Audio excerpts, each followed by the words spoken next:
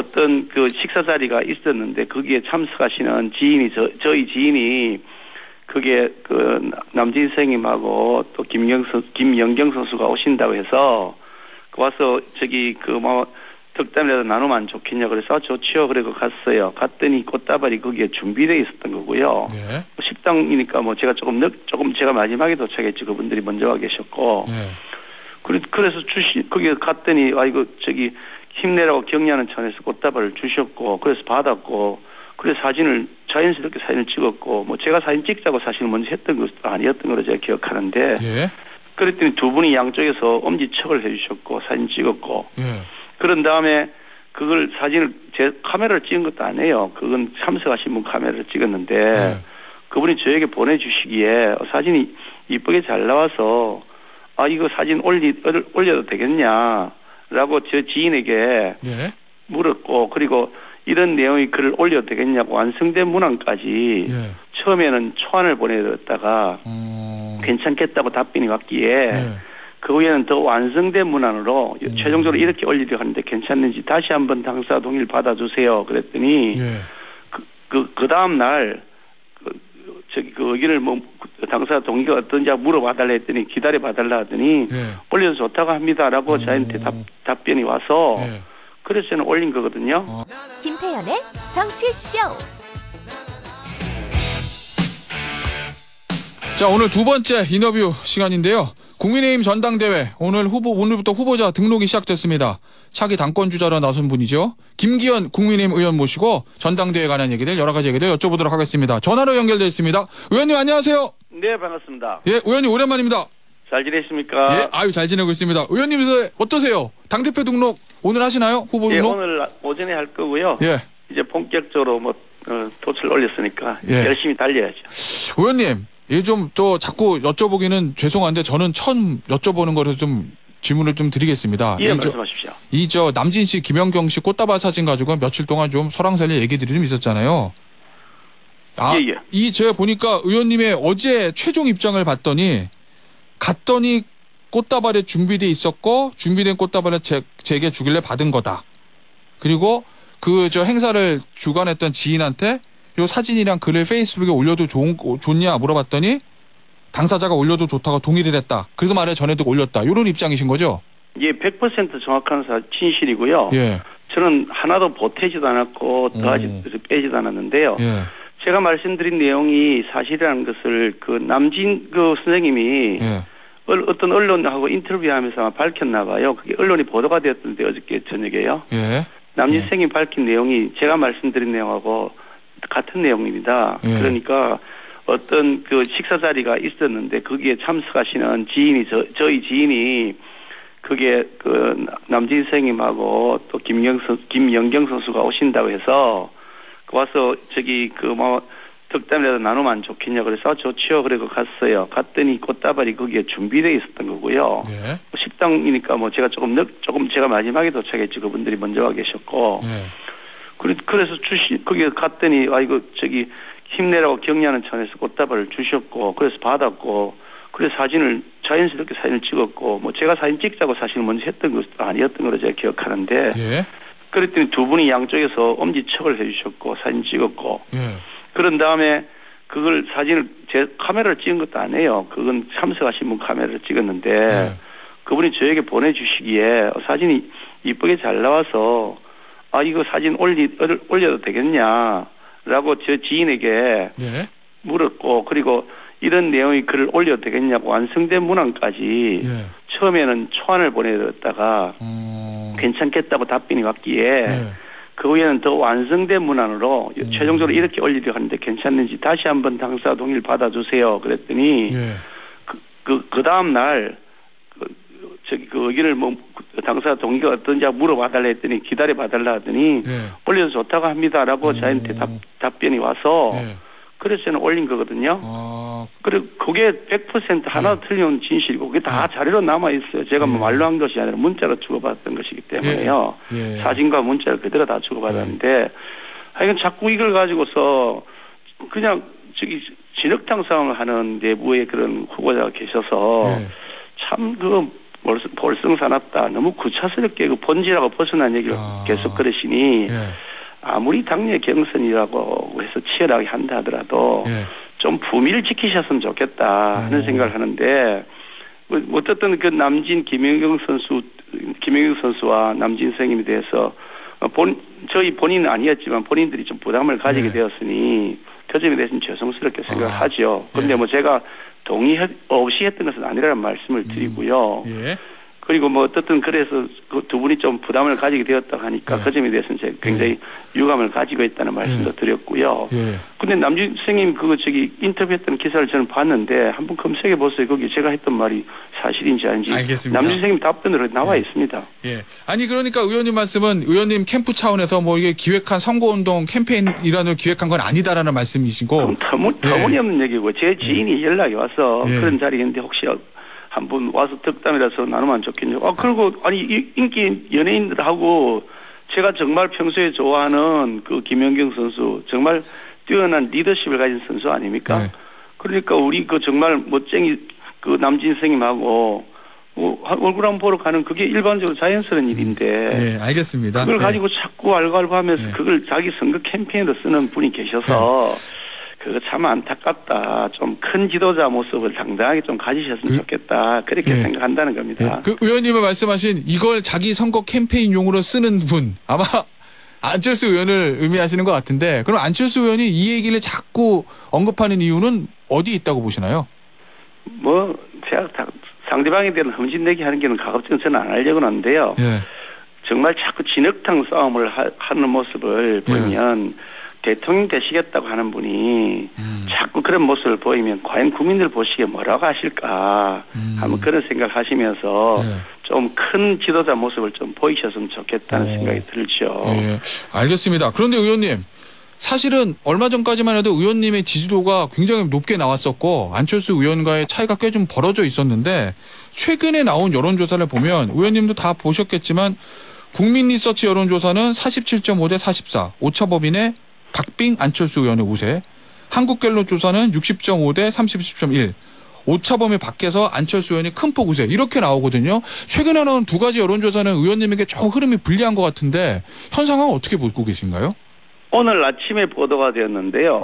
김기현 38.5 대 안철수 37.1 이게 데일리안에서 여론조사 공정이라는 데서 한 발표인데요. 오늘 아침에 보도가 났더라고요. 김기현이가 이긴다고 나오고 있죠.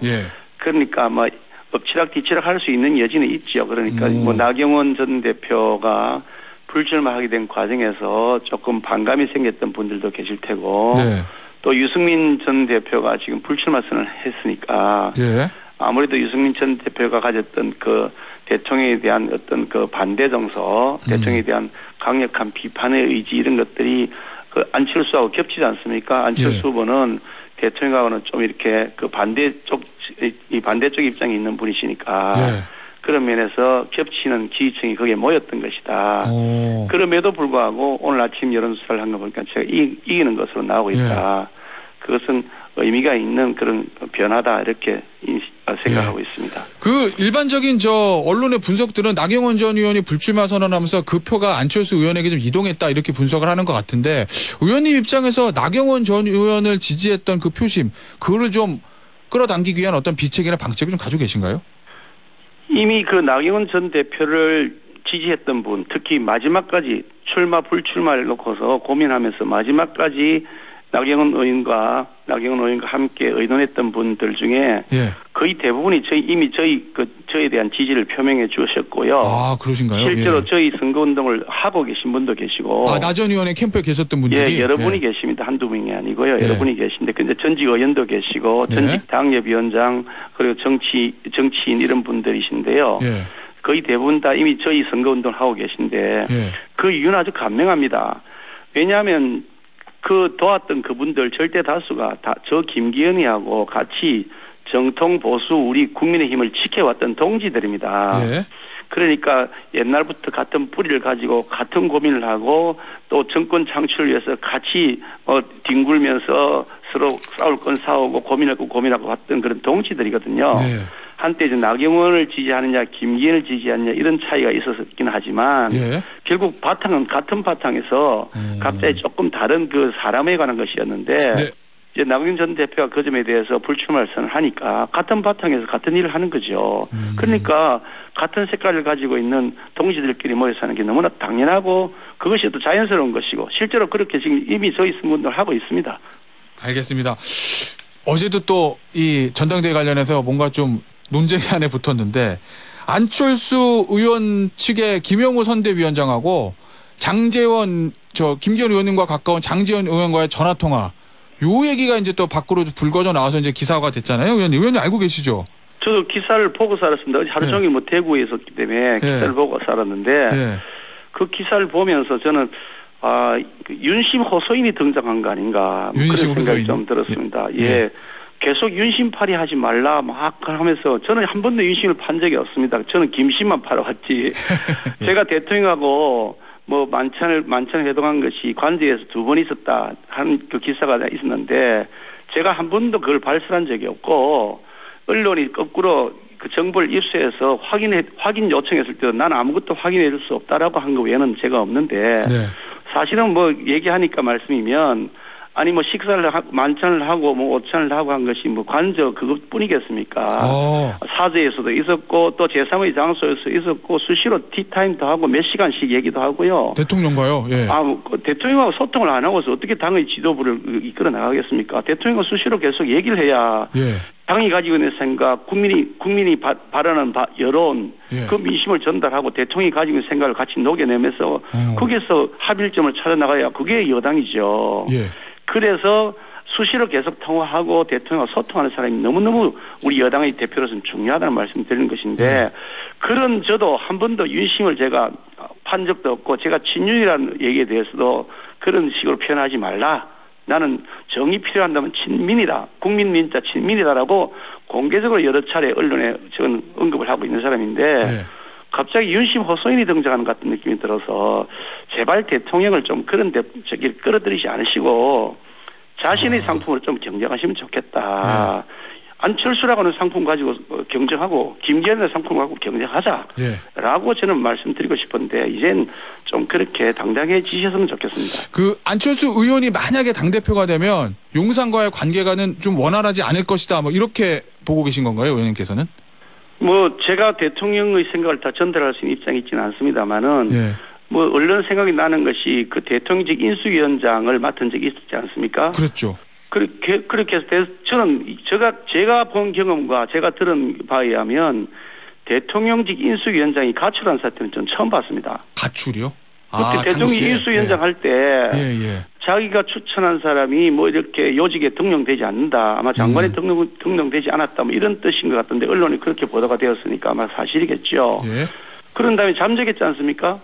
세상에 이렇게 엄중하고 정말 국정의 앞으로 5년 비전을 제시해야 되는 그런 직책에 계시면서 그렇게 하시면 대통령께서 과연 신뢰할 수 있는 사람일까 하는 의문이 저는 생겨요. 뭐 어떻든 간에 우리가 공동으로 지금 같은 당을 구성하고 있는 구성이 되셨으니 그건 저는 환영을 하고요.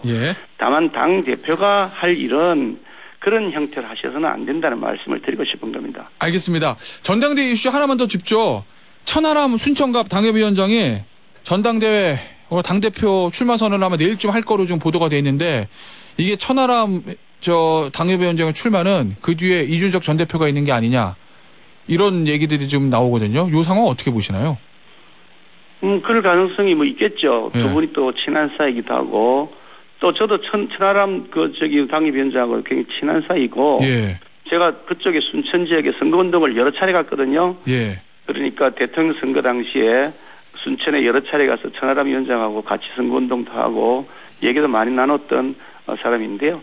어떻든 뭐 그 뒤에 누가 있는지는 잘 모르겠습니다만은 여러 인재들이 골고루 다 등장해서 치열하게 하되 다만 서로 페어플레이하면서 경쟁하는 것은 당의 건강성을 위해서 바람직한 것이다. 저는 그런 생각을 하고 있습니다. 그 이준석 대표를 지지하는 당원들, 뭐 청년 당원들, 이 당원들의 파괴력, 힘 이건 어느 정도로 보고 계신가요? 그러니까 방금 질문하신 내용은 청년 당원들은 이준석을 지지할 것이라는 전제에 있어 말씀드린 것 같아 보여서. 아, 그런 건 아니고요. 그런 건 아니시죠? 예, 그럼요. 그 이준석 대표를 뭐 청년들만 지지하고 청년이 무조건 지지하고 그런 건 아니니까요. 이준석 대표를 지지하는 분들이 계시겠죠. 그런 분들의 경우에도 과연 우리 당을 앞으로 이끌어서 총선을 승리로 이끌 수 있도록 그렇게 대통령과도 손발이 척척 맞고 우리 당원들 사이에서도 신뢰를 받고 그러면서 우리 당의 주요 구성원들 특히 그중에서 국회의원들이 주요 메인 플레이어들 아니겠습니까? 네. 그 메인 플레이어들인 국회의원들하고 서로 소통 공감을 잘하면서 정말 하나로 된 그 원보이스를 내면서 한 몸이 되어서 일사불란하게 총선 승리를 이끌어낼 수 있는 리더십. 네. 그것은 역시 김기현이라는 사람이 그동안 원내대표를 맡으면서 검증을 받았고 또 그리고 대통령 선거도 이겼고 이어지는 지방선거도 이겼으니 누가 보더라도 김기현이가 가장 적합한 인물이다. 우리 당원들께서 그렇게 평가하실 것이라고 저는 확신합니다. 알겠습니다. 의원님 한 2분 정도 남았는데 주제를 바꿔서 이 얘기 좀 해볼게요. 지금 뭐 검찰에서 흘러나오는 얘기들 들어보면 그 이재명 민주당 대표와 관련해서 이 방북 비용 대북 송금 의혹 이런 얘기들 나오잖아요. 이거 알고 계시죠? 저도 기사를 봤는데 그럴 가능성이 충분히 있는 일이라고 생각하고요. 뭐 김성태라고는 쌍방울의 실제 소유주. 그분이 당당했으면 왜 외국으로 도망가서 그렇게 오랫동안 잠적하고 그렇게 도피 생활을 했겠습니까? 그리고 뭐 돈을 쪼개기 하기 위해서 사람을 보내가지고 중국으로 뭐 여러 명을 쪼개기 해서 보낸 다음에 송금했다는 그런 기사도 났던데 정정당당하면 그런 일이 일어날 수가 없겠죠. 이화영이라는 분 지금 그 평화부지사인가 했네요. 이재명 지사 밑에서. 그분이 지금 구속돼 있지 않습니까? 그렇죠. 뭐 그게 다 불법에 온상되니까 그런 짓들을 했을 것이다. 상식적으로 보면 누가 봐도 뻔한 거 아니냐 그런 생각이 듭니다. 그러면 법조인이시니까 쌍방울이 이재명 대표 당시 경기도지사의 방북을 위해 가지고 북한에 300만 달러를 제공했다. 그럼 이게 법적으로 어떤 문제가 있는 건가요? 당장 그건 뭐 뇌물 문제도 걸 수가 있죠. 제3자의 뇌물일 수도 있겠죠. 그뿐 아니라 대북 송금에 관련된 법도 위반일 것이고요. 국제적으로 제재를 받고 있는데 돈을 갖다 주고 그래서 되겠습니다. 돈 갖다 주고 아니 그 면회 비용 갖다 주고 면회한다고요? 아니 그걸 설사 대북 송금이 허용되었다 하더라도 북한에게 면회 비용을 갖다 바치고 면회를 한다. 이게 말이 되나요? 아니 그런 생각을 했다고 한다면 이재명 지사가 자기가 대권 플랜 중에서 뭔가 대북 성과를 내기 위해서 온갖 불법이 있다 하더라도 그거 다 무조건 저질러라. 내가 대통령이 되면 다 덮어줄게. 라고 했을 것이라고 하는 것이 일반적인 추론 아니겠습니까? 알겠습니다. 그러니까 나중에 김성태라는 사람이 대통령 선거도 떨어지고 또 그런 다음에 자기한테는 돌아온 것이 없고 그리고 방북도 안 되고 이게 뭐냐라고 항의를 했겠죠. 그러니까 오늘 아침에 그런 기사가 났더만요. 김성태가 그렇게 항의를 했다고 하는 기사가 났더만요. 알겠습니다. 자, 시간 관계상 여기까지 하겠습니다. 지금까지 국민의힘의 김기현 의원이셨습니다. 감사합니다, 의원님. 네, 수고하셨습니다.